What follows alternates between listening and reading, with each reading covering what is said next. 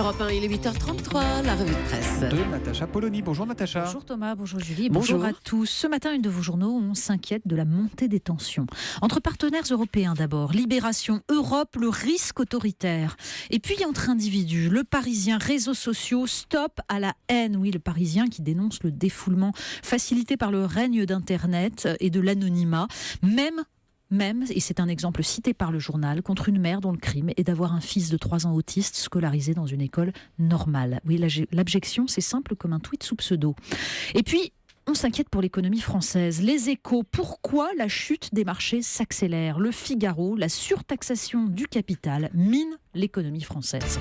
Le RSA, le revenu de solidarité active, fait débat ce matin. Oui, et ça passionne les éditorialistes. La délibération votée par le conseil départemental du Haut-Rhin, conditionnant le versement du RSA à une activité bénévole de 7 heures, scandalise ou intéresse au choix. Démagogie pour Alain Duzard dans l'Est républicain, qui note que si chaque année les caisses d'allocation familiale versent 81 milliards de prestations, eh bien il y a 1 milliard de fraude et sur ce milliard, 70% concerne le RSA.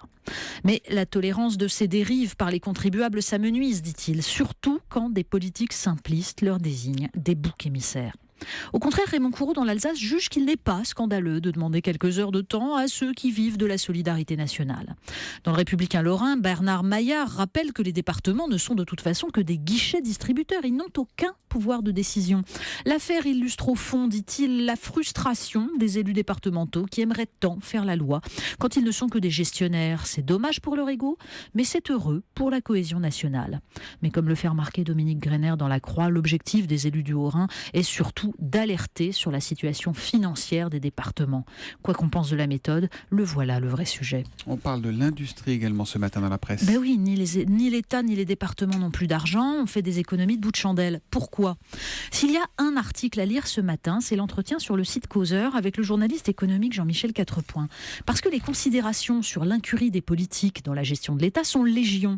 Mais il est très rare de citer nommément, arguments à l'appui, tous les dirigeants d'entreprises qui ont contribué à la destruction des fleurons de notre industrie.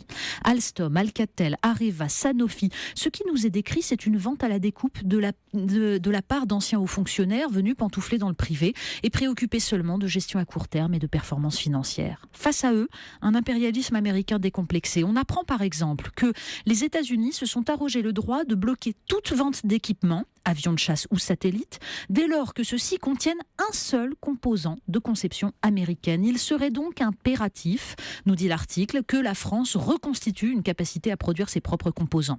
Le ministère de la Défense y est acquis, mais ça n'intéresse pas Bercy. On préfère se dire qu'on va sauver l'économie française avec des autocars et des panneaux publicitaires à l'entrée des villes. Autre secteur et malheureusement autre problème ce matin, c'est l'agriculture. Oui, quand on parle de fleurons français, elle est partout ce matin. La Croix, l'agriculture a encore un avenir, l'opinion, crise agricole, la grande hypocrisie des prix.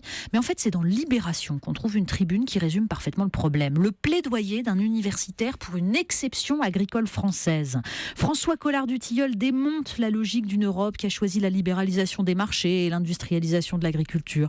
Il explique que les distorsions de concurrence perdurent au sein de l'Union, tirant vers le bas la qualité. Alors plutôt qu'un traité de libre-échange, il plaide donc pour une exception culturelle. Si l'agriculture nous offre Star Wars sans Rive et la famille Bélier, dit-il, au bout, on aura Titanic. Alors, on connaissait Martine à Lille. Est-ce qu'on aura bientôt Martine au Quai d'Orsay ? Oui, parce que pendant ce temps, le Parisien nous apprend donc que Martine Aubry aurait fait discrètement acte de candidature pour le Quai d'Orsay. Pas du tout pour damer le pion à Ségolène Royal, mais parce qu'elle serait légèrement affaiblie dans sa région et qu'elle y verrait un accord gagnant-gagnant, caution de gauche et neutralisation d'une force de nuisance, contrepoids politique retrouvé. Alors bien sûr, l'Élysée dément formellement ce matin les informations du Parisien. C'est ce que disait Antonin André. Voilà, d'autant que le journal sur la page d'à côté décrit les manœuvres du cercle des Hollandaises historiques, mais qu'on se garde de nommer, pour que le président se défasse d'un Premier ministre qui travaillerait à sa perte. Peu probable. Mais l'expectative, en fait, avant les remaniements, ça rend les imaginations débordantes. Et voilà que Natacha Polony s'intéresse aux people à présent. Oui, alors, vous allez voir, c'est pas n'importe quel people. C'est un très amusant article sur le site Rue 89. Une équipe de chercheurs de Sciences Po s'est amusée à cartographier les lieux de naissance des personnalités qui ont une fiche Wikipédia. Ça fait 1,2 million de personnes quand même. Résultat, sans grande surprise, jusqu'en 500 après Jésus-Christ, les personnages célèbres se trouvent plutôt plutôt du côté de la Grèce et autour. Les people à l'époque, c'est Périclès, Alexandre le Grand, c'est pas Beyoncé. Donc, on se déporte petit à petit au cours de l'histoire, progressivement vers l'ouest et jusqu'aux États-Unis aujourd'hui.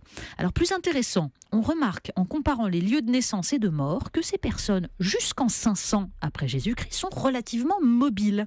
Et puis au Moyen-Âge, tout se fige, plus personne ne voyage. Et puis surtout, les artistes et entrepreneurs ont bien plus d'influence sur l'expansion de leur ville de naissance que les politiques. L'île ne perdrait pas grand-chose au départ de Martine Aubry pour Paris. Alors les chercheurs ne vont pas jusque-là, je vous rassure. Et rien sur Kim Kardashian? C'est globalement dans les nouveaux people. Je regarde votre fiche, Natacha Polony. Il est dans le 14e arrondissement de Paris, c'est vrai ou pas? Oui, voilà, donc moi j'ai pas beaucoup bougé. Ça, c'est déjà vrai. On termine avec encore un nouveau magazine. Tiens. Mais un magazine oui, c'est un magazine formidable, Virgule. C'est un magazine de littérature et de français pour les ados.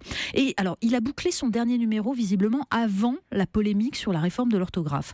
Résultat, une superbe double page d'éloge de l'accent circonflexe avec toutes les règles qui en expliquent la logique. C'est magnifique.